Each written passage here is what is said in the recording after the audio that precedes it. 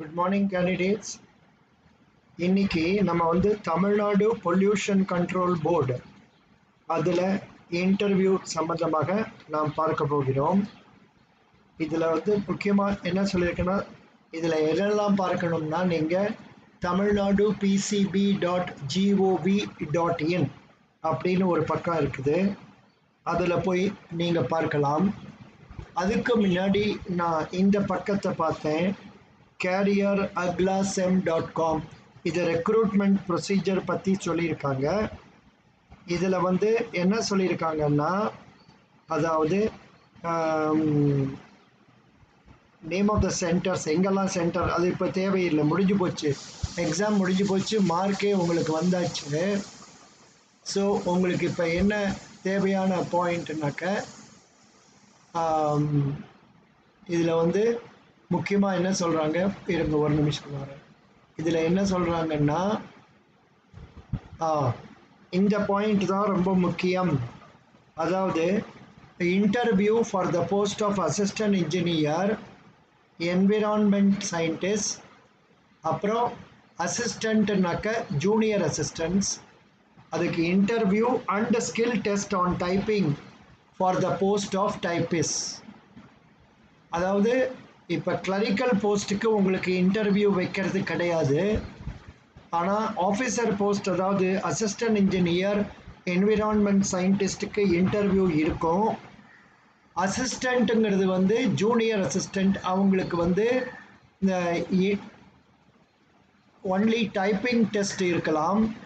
அந்த typing test skill டெஸ்ட்டுங்கிறாங்க. ஆனால் அது எந்த வகையில் இம்பார்ட்டன்ட்னு கேட்டிங்கன்னா, நீங்கள் ஆன்லைன் எக்ஸாமினேஷன் எழுதினீங்க இல்லையா, அந்த எக்ஸாமினேஷன் 3 மணி நேரமோ 2 மணி நேரத்துக்கோ எழுதியிருப்பீங்க. அதில் நீங்கள் வாங்கின மார்க்கு 100ன்னு கணக்கெடுக்கப்பட மாட்டாது, 87.8க்கு எவ்வளவு மார்க்கு என்று கணக்கெடுக்கப்படும். 87.8%க்கு எவ்வளவு மார்க், 87.8 மார்க்குக்கு நீங்கள் எவ்வளோ மார்க் வாங்கியிருக்கீங்க அப்படின்னு பார்ப்பாங்க. அப்புறம் இன்டர்வியூவில் நீங்கள் கிடைக்கக்கூடிய மார்க்குக்கு 12.2%ன்னு வச்சுட்டு அதை மார்க் டவுன்லோட் பண்ணி பார்ப்பாங்க. அதாவது டோட்டல் மார்க் வந்து 100 கொடுத்தா கூட அது 12.2க்கு குறைச்சி பார்ப்பாங்க. அப்படி பார்த்தா என்ன அர்த்தம், இதில் என்ன தெரியுதுன்னா, இதில் ரிட்டன் டெஸ்ட்டுக்கு தான் ரொம்ப அதிக முக்கியத்துவம் இருக்குது.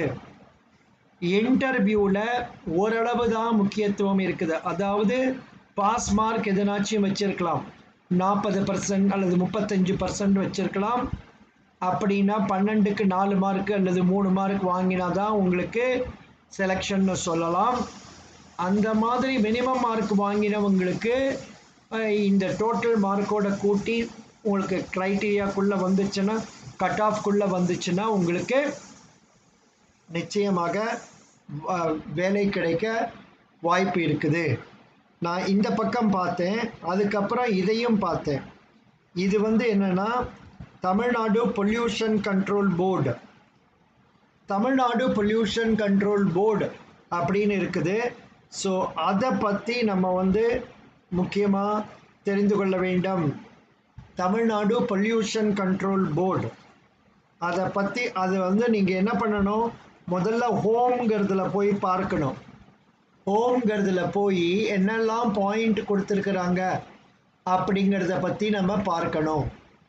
Online consent management and monitoring system, plastic pollution free Tamil Nadu campaign, online grievance petition redressal system அப்படின்னு சில சிஸ்டம்லாம் பண்ணிக்கிட்டு இருக்காங்க. அதை பற்றி நம்ம பார்க்கணும்.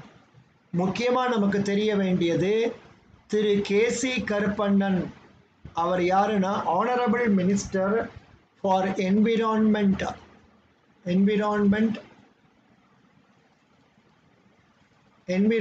அண்ட் பொல்யூஷன் கண்ட்ரோலுக்கு அவர் தான் மினிஸ்டர். யார்? கேசி கருப்பண்ணன்.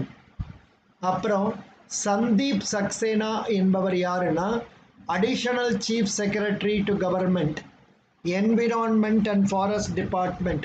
இவர் ஒரு IAS officer, Sandeep Saxena.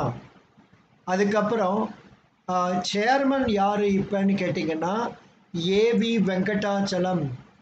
AV Venkatachalam என்பவர் இப்பொழுது சேர்மனாக இருக்கிறார்.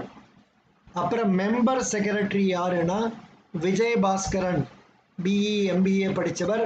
he is a member secretary of the Tamil Nadu pollution control board.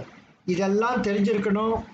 ஏன்னா ஒரு ஜாபுக்கு நம்ம போகும்போது, ஒரு கம்பெனிக்கு போகும்போது அந்த கம்பெனியை பற்றி அல்லது அந்த நிறுவனத்தை பற்றி நமக்கு ஓரளவு இன்ட்ரெஸ்ட் காமிச்சு தெரிந்து கொள்ள வேண்டியது அவசியம்.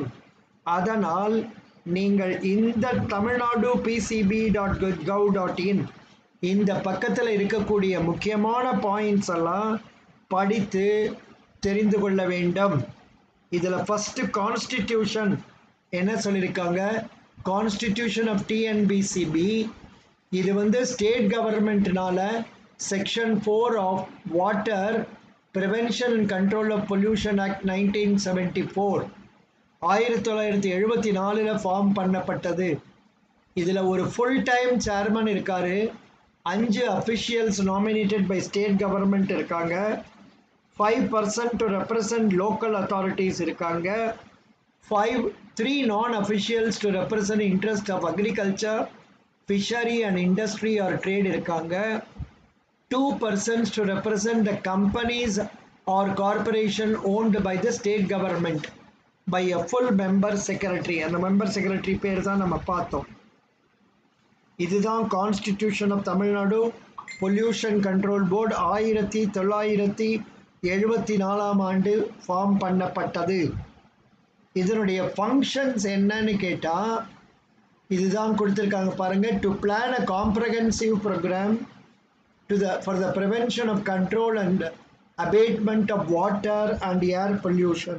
அதாவது வாட்டர்லாம் பொல்யூஷன் ஆகக்கூடாது, ஏர் பொல்யூஷன் ஆகக்கூடாது, அதை பார்க்கறதுக்கு. அப்புறம் அட்வைஸ் ஸ்டேட் கவர்மெண்ட். அப்புறம் to collect disseminate information of water air pollution. அப்புறம் inspect sewage trade effluent treatment, அதெல்லாம் பார்க்குறது.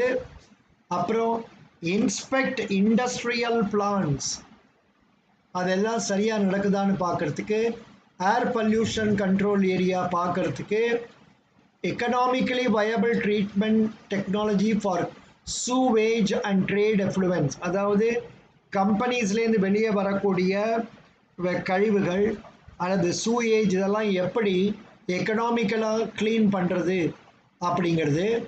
சாம்பிள் ஆஃப் சூவேஜ் எல்லாம் வாங்கி டெஸ்ட் பண்ணுறது, அதுதான் இதோடைய முக்கியமான ஃபங்க்ஷன்ஸ் ஆகும். அப்புறம் ஆக்ட் அண்ட் ரூல்ஸ், இதில் வந்து என்ன சொல்லியிருக்காங்க, water prevention and control and pollution 1974 as amended in 78 and 1988. அதில் section 4, section 17, section 20, section 21, section 23, 24, 25, 26, 27, 28, 29, 30, 31, 32, 33A, 33B, 43, 44, 58, 64. இதில் இருக்கக்கூடிய பாயிண்ட்ஸ் எல்லாம் நீங்கள் நிதானமாக படித்து புரிந்து கொள்ள வேண்டும். நான் இதில் இருக்கிறதே திரும்ப சொல்கிறதுல லாபம் இல்லை, இதை படிச்சுக்கிடுங்க. அப்புறம் 1983 வந்த ரூல் படி ரூல் 15, 16, 20, 25 இதெல்லாம் போட்டிருக்குது பாருங்கள். இதில் என்னென்னலாம் முக்கியமான பாயிண்ட்ஸ் இருக்குது, ஃபீஸ் பேயபிள் லெபரட்டரிக்கு எவ்வளோ கொடுக்குறது அதெல்லாம் இருக்குது. இதை நீங்கள் படித்து கொள்ள வேண்டும். அப்புறம் பவர் டெலிகேஷன், யார் யாருக்கு எவ்வளவு டெலிகேஷன் பவர் கொடுத்துருக்குறாங்க, so that to authorise the companies, அதை பற்றி சொல்லியிருக்காங்க. டெண்டர் நோட்டீஸ் இது நமக்கு தேவையில்லை. போர்ட் ப்ரொசீடிங்ஸ், இதில் போர்ட் ப்ரொசீடிங்ஸில் எதனாச்சும் ரீசெண்டாக இம்பார்ட்டண்ட்டாக இருக்குதா, லாஸ்ட் 5குள்ளே எதனாச்சும் படிச்சுக்கிடுங்க. பப்ளிக் இன்ட்ரெஸ்ட் ஜிஓஸ், அதாவது massive tree planting program, environment announcement restoration, forest wetland அந்த மாதிரி இதெல்லாம் முக்கியமான பாயிண்ட்ஸ் எல்லாம் இருக்குது. இதெல்லாம் நீங்கள் படிச்சுக்கணும். ஸோ அப்படி நான் முக்கியமாக சொன்னது என்னென்னா, இந்த இந்த தமிழ்நாடு பொல்யூஷன் கண்ட்ரோல் போர்டில் இருக்கக்கூடிய பாயிண்ட்ஸ் எல்லாம் ஓரளவு நன்னா படிச்சுக்கிடணும்.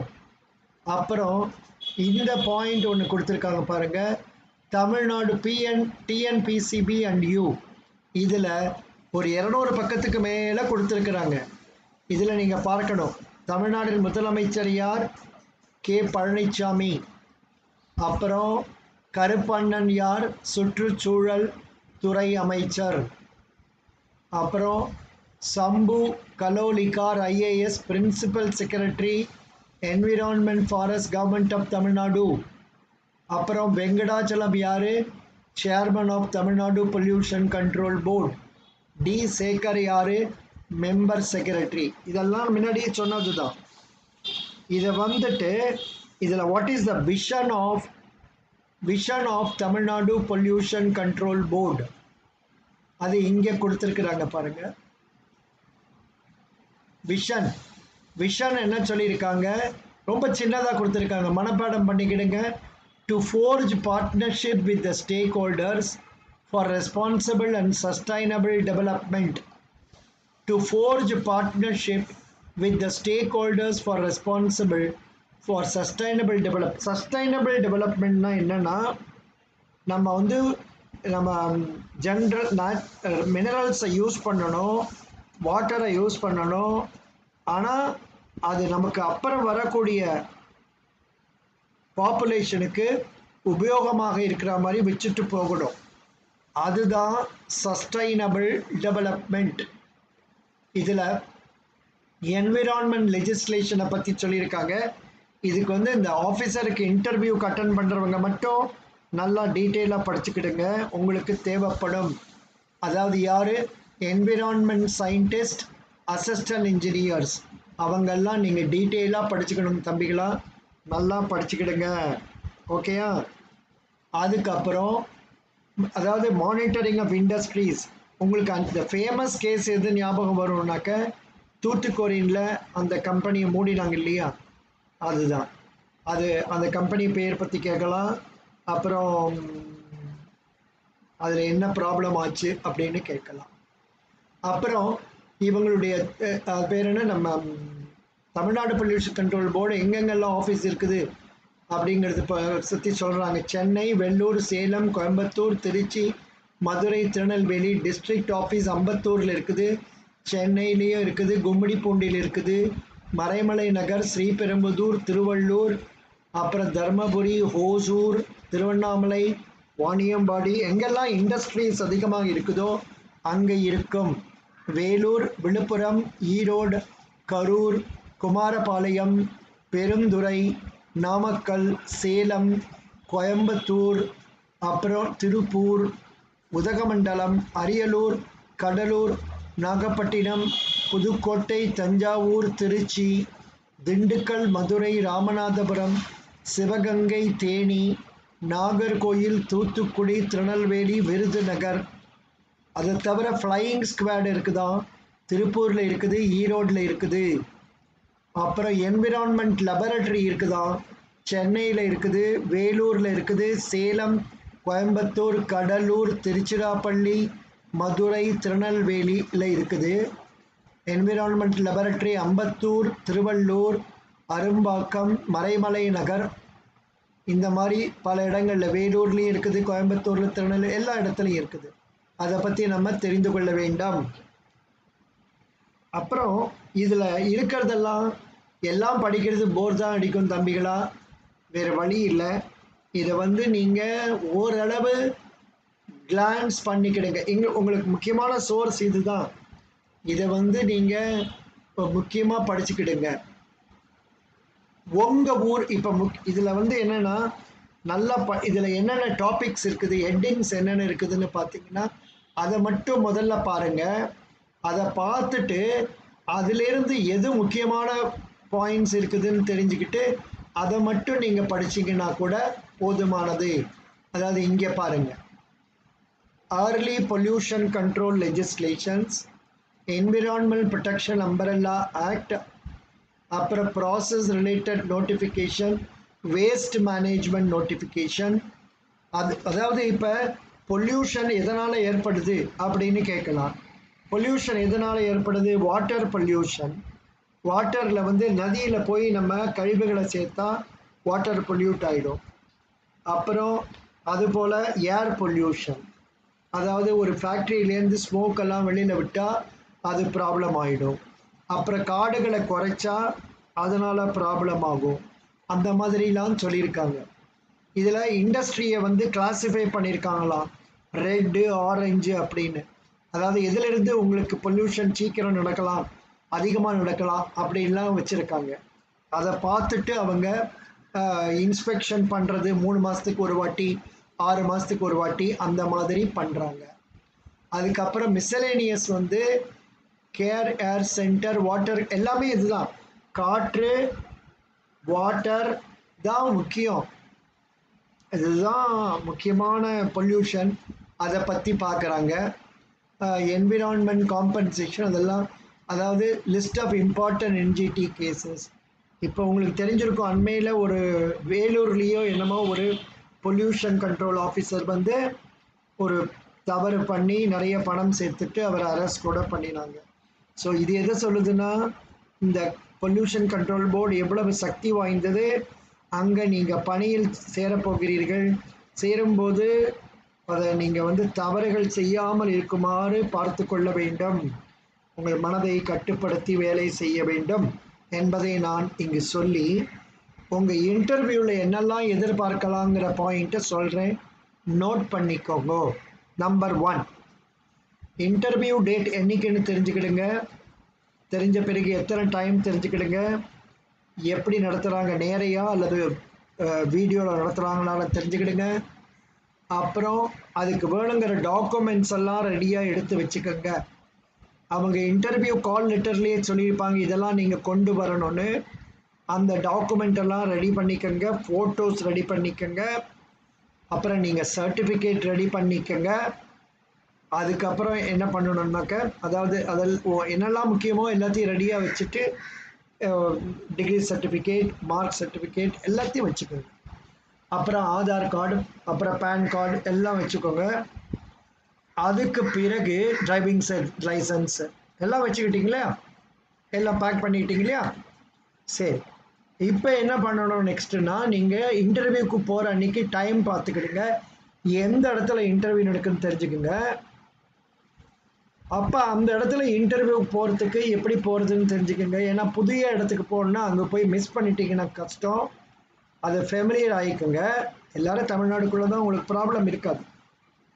அதுக்கப்புறம் நீங்கள் என்ன முக்கியமாக பண்ணணும்னா, இன்டர்வியூ டேட் அன்னைக்கு ஒரு 1/2 hour முன்னாடி அங்கே இருக்கிற மாதிரி ஒரு டயத்துக்கு கிளம்பி நீங்கள் என்ன போகிறதுக்கு முன்னாடி நல்லா ட்ரெஸ் பண்ணிக்கிடுங்க. Dark colour pant, light colour shirt போட்டுக்கோங்க. டையெல்லாம் தேவையில்லை. Dark colour pant, light colour shirt, full arm shirt போட்டுக்கோங்க. அப்புறம் நல்லா தலையெல்லாம் வாரிக்குங்க.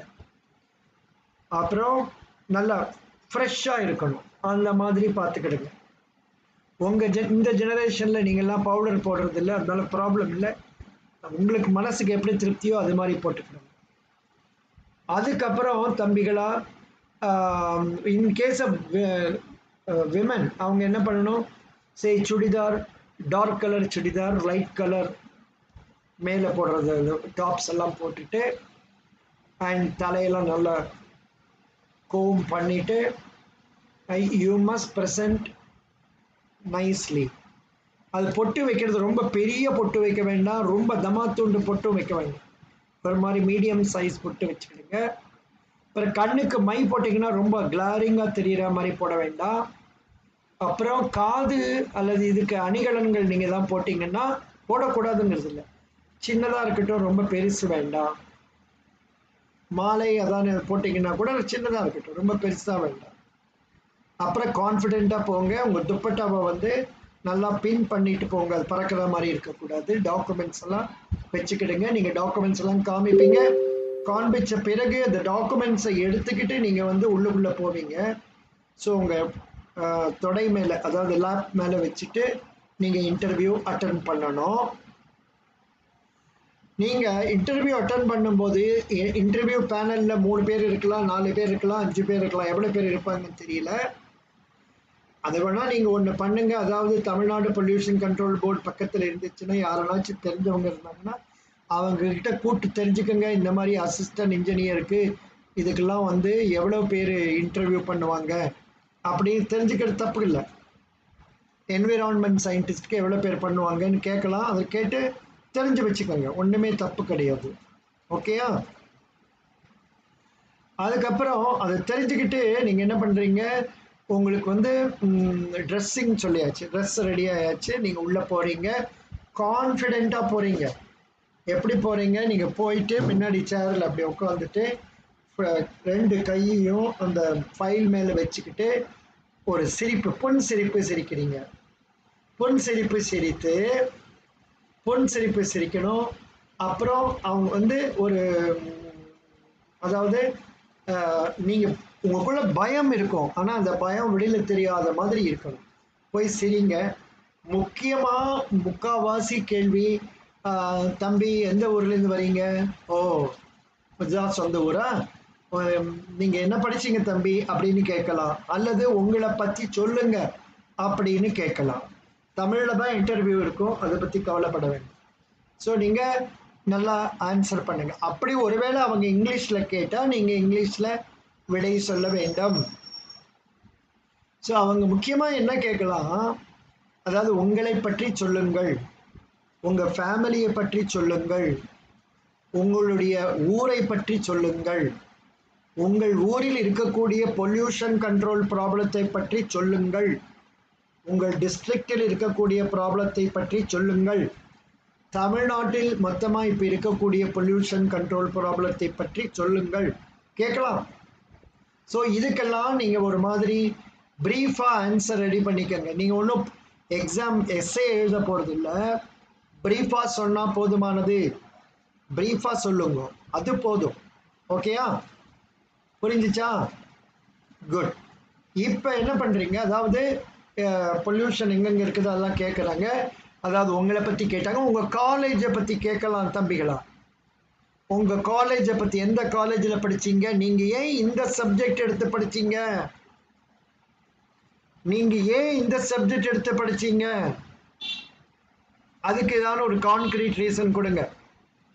நீங்கள் எப்போ டிகிரி முடிச்சீங்க, முடித்த பிறகு எங்கேனாச்சும் வேலையில் இருக்கீங்களா, ஏன் இத்தனை நாளாக வேலை செய்யலை, இந்த ஜாப் தான் அப்ளை பண்ணியிருக்கீங்களா, வேறு ஜாபெல்லாம் அப்ளை பண்ணியிருக்கீங்களா, இப்படிலாம் கேள்விகள் வரும். நீங்கள் என்ன பதில் சொல்லுகிறீர்களோ அந்த பதிலிருந்து அடுத்த கேள்வி வரக்கூடிய வாய்ப்பு இருக்குது. அதனால் நீங்கள் சொல்லும் பதில் கான்ஃபிடென்ட்டாக இருக்க வேண்டும். அதாவது கான்ஃபிடென்ட்னா தமிழில் என்ன சொல்ல, அதாவது ரொம்ப தைரியமாக நீங்கள் சொல்ல வேண்டும். ஓகேயா? ஸோ நீங்கள் அந்த மாதிரி தைரியமாக ஆன்சர் பண்ணுறீங்க. நீங்கள் ஆன்சர் பண்ணும்போது யார் கேள்வி கேட்டாங்களோ அவங்க கண்ணை பார்த்து ஆன்சர் பண்ணணும். அதே சமயம் மற்றவர்களையும் இக்னோர் பண்ணக்கூடாது. மற்ற 3 பேர் இருந்தாங்கன்னா அவங்களையும் இக்னோர் பண்ணாமல் நீங்கள் ஆன்சர் பண்ணணும். முக்கியமாக இந்த மாதிரி கேள்வி கேட்கலாம், நீங்கள் ஏன் தமிழ்நாடு பொல்யூஷன் கண்ட்ரோல் போர்டில் ஜாயின் பண்ண விரும்புகிறீர்கள்? எல்லாருக்கும் தெரியும், காசுக்காக தான் ஜாயின் பண்ணுறோம், சம்பளத்துக்காக தான் ஜாயின் பண்ணுறோம். ஆனால் இன்டர்வியூ சமயத்தில் நம்ம அப்படி சொல்லக்கூடாது. இந்த மாதிரி தமிழ்நாடு பொல்யூஷன் கண்ட்ரோல் போர்டு ஒரு சிறந்த சேவை செய்கிறது, இது மக்களுக்கு செய்யும் சேவை மிகவும் சிறந்தது. அதாவது வாட்டர் பொல்யூஷன் அல்லது ஏர் பொல்யூஷன்லாம் தடுத்து இது பண்ணுது. அதில் என்னுடைய பங்கு இருந்தால் அது ஒரு சாட்டிஸ்ஃபேக்ஷன் இருக்கும். மேலும் சர்வீஸ் கண்டிஷனும் நல்லா இருக்குது. அதனால் நான் வந்து தமிழ்நாடு பொல்யூஷன் கண்ட்ரோல் போர்டில் ஜாயின் பண்ண விரும்புகிறேன். கரெக்டா? அப்படி சொல்லுங்க. அதுக்கப்புறம் உங்களுடைய என்விரான்மெண்ட் சயின்டிஸ்ட் அப்புறம் அசிஸ்டன்ட் இன்ஜினியர், இது இவங்களுக்கெல்லாம் என்ன ஜாப் ரோல் அப்படின்னு கேட்பாங்க. அது எப்படின்னு கொஞ்சம் தெரிஞ்சுக்கிடுங்க. எனக்கு எவ்வளவா கரெக்டாக சொல்ல தெரியல. நீங்கள் வந்து உங்கள் ஜாப் ஆஃப் என்விரான்மெண்ட், அதாவது நீங்கள் வந்து முக்கியமாக என்ன சொல்லியிருக்காங்க, என்விரான்மெண்ட் சயின்டிஸ்ட். நீங்கள் முக்கால்வாசி நீங்கள் லேபில் வேலை செய்கிற மாதிரி இருக்கலாம், அல்லது வெளியில் ஃபீல்டுக்கு போய் பார்க்குற மாதிரி இருக்கலாம். அசிஸ்டன்ட் இன்ஜினியர்ஸ் முக்கால்வாசி வெளியில் ஜாப் இருக்கும், போய் இன்ஸ்பெக்ஷன் பண்ணணும், பண்ணிவிட்டு அதுக்கு வந்து சர்டிஃபை பண்ணணும், இல்லை அப்ஜெக்ஷன் ரைஸ் பண்ணணும். இப்போ கூட பாருங்கள், அண்மையில் 4 நாள் முன்னாடி குமரன் சில்க்கு அப்படின்னு டி நகரில் ஒரு கடை இருக்குது, அங்கே ஏதோ சேல் போட்டாங்கன்னு சொல்லி கும்பல் நிறையா வந்துட்டாங்க. அதனால் இப்போ அது கார்ப்பரேஷன் வந்து அதை மூடிட்டாங்க. ஏன் மூடினாங்கன்னா, இந்த தனிநபர் இடைவெளி இல்லாமல் நிற்கிறாங்க. அந்த கொரோனா சமயத்தில் கும்பலாக இருந்துச்சுனால அதை நிறுத்தினாங்க. அதுவும் ஒரு விதமான பொல்யூஷன் மாதிரி தான். ஸோ அதுபோல் நீங்கள்லாம் வேலைக்கு சேரும்போது நீங்கள் வந்து யாரான ஒரு கம்பெனியில் அப்படியே கழிவுகளை வெளியில் பக்கத்தில் இருக்கிற நதியில் விடுறாங்கன்னு தெரிஞ்சால் நீங்கள் அதை வந்து ஸ்டாப் பண்ணணும். அதுக்கு என்ன பண்ண உங்கள் பாஸ் என்ன சொல்கிறாங்களோ அதுபடி நீங்கள் செய்ய வேண்டியிருக்கும். ஸோ இப்போ அவங்க கேட்குற கேள்விகளுக்கு நீங்கள் விடை கான்ஃபிடெண்ட்டாக சொல்லணும். எந்த விடை சொன்னாலும் அதை சப்போர்ட் பண்ண முடியணும். தெரியாத கேள்விகளுக்கு கேட்டாங்கன்னா ஆன்சர் தெரியாதுன்னு சொல்லுங்கள், அவ்வளோதான். அதுக்கு மேலே ஒன்றும் பண்ண முடியாது. அதாவது தெரியாதுன்னா ஒரு கேள்வி கேட்டுட்டு அதுக்கு ஆன்சர் தெரியலன்னா தெரியாதுன்னு சொல்லுங்கள். ஆனால் சிரிச்சுக்கிட்டே இருங்க, கான்ஃபிடெண்ட்டாக இருங்க. அப்புறம் அவன் கேட்குற கேள்விக்கு ஆன்சர் கரெக்டாக சொல்லுங்கள். முக்கியமாக இதை நான் கேட்டபடி தான் இருக்கும். ஸ்கூலு, காலேஜு, ஊர், உங்கள் ஃபேமிலி இதை பற்றி கேட்பாங்க. அப்புறம் உங்களை பற்றி கேட்பாங்க. நாங்கள் ஏன் உங்களை செலக்ட் பண்ணணும், why should we select you கேட்கலாம். வை ஷுட் வி செலக்ட் யூன்னு கேட்டாங்கன்னா, இந்த மாதிரி நான் வந்து இந்த சப்ஜெக்ட்லாம் படிச்சிருக்கிறேன், பொல்யூஷன் கண்ட்ரோலை பற்றி எனக்கு நல்லா தெரியும், அது தவிர எனக்கு ஆர்வமும் இருக்குது இந்த சேவை செய்யணும்னு, அதனால் நான் வந்து என்ன நீங்கள் எடுக்கலாம், நான் எந்த ஒரு பணி கொடுத்தாலும் சிறப்பாக செய்வேன். இதுக்கு வந்து என்னுடைய yesbank.inல ஒரு அச்சீவ்மெண்ட் மோட்டிவேஷன் ஒன்று போட்டிருக்கு. அதில் வந்து உங்களுடைய சிறந்த குணாதிசயங்கள்லாம் நீங்கள் சொல்லலாம். அதுபடி அச்சீவ்மெண்ட் மோட்டிவேஷன் ட்ரைட்ஸ் அதையும் நீங்கள் எடுத்துப்பா. இதுதான் அது yesbank.in. ஸோ இதில் என்னெல்லாம் சொல்லியிருக்கேங்கிறத வச்சு நீங்கள் சொல்லலாம். ஏன் உங்களை செலக்ட் பண்ணணும்னு கேட்டால் சொல்லலாம், சார் நான் கிரியேட்டிவ் பர்சன், எது ஒன்று செஞ்சாலும் நல்லா செய்யணும்னு ஆர்வம் உள்ளவன், நான் வந்து ரிஸ்க் எடுக்கிறவன், அப்புறம் ஏதான ஒரு ஃபெயிலியர் வந்தால் உடனே நான் வந்து மனம் தளர மாட்டேன், நான் வந்து ஹார்ட் ஒர்க்கிங் பர்சன், எனக்கு நிறைய செல்ஃப் கான்ஃபிடென்ஸ் இருக்குது, எது செஞ்சாலும் வெற்றி அடையணுங்கிற ஆர்வத்தோடு செய்வேன், அப்புறம் பாசிட்டிவ் ஆட்டிடியூட், அதாவது நிச்சயமாக ஜெயிக்க முடியும் அப்படின்னு நம்பிக்கையோடு செய்வேன், அப்புறம் டைம் மேனேஜ்மெண்ட்டில் ரொம்ப எனக்கு இம்பார்ட்டன்ஸ் உண்டு கொடுக்குறவன்னா, சரியான நேரத்துக்கு அலுவலகத்துக்கு வந்து சரியான அளவுக்கு வேலைகள் செய்வேன், நேரத்தை வீண்படுத்த மாட்டேன், அப்புறம் இனோவேட்டிவ், எது செஞ்சாலும் புதுமையாக செய்யணுங்கிற மாதிரி செய்வேன் சார், நான் டைனமிக், எது செஞ்சாலும் ஆர்வத்தோட வேகமாக செய்வேன், இனிஷியேட்டிவ் எடுப்பேன், லீடர்ஷிப் இருக்குது, எது சொன்னாலும் குவிக்காக கிராஸ் பண்ணிப்பேன் அப்படின்னு நீங்கள் எல்லா பாயிண்ட்டும் சொல்லணுங்கிற அவசியம் இல்லை. இதில் முக்கியமான பாயிண்ட்டு உங்களுக்கு மனசில் தோன்றதை எடுத்து சொல்லுங்கள். இதை வச்சு உங்களுக்கு வேலை கொடுக்கறதுக்கு வாய்ப்பு இருக்குது. ஸோ அவங்க அதை கேட்ட உடனே ஏன் செலக்ட் பண்ணணும்னு கேட்டால் நீங்கள் ஆன்சர் பண்ணிட்டீங்க.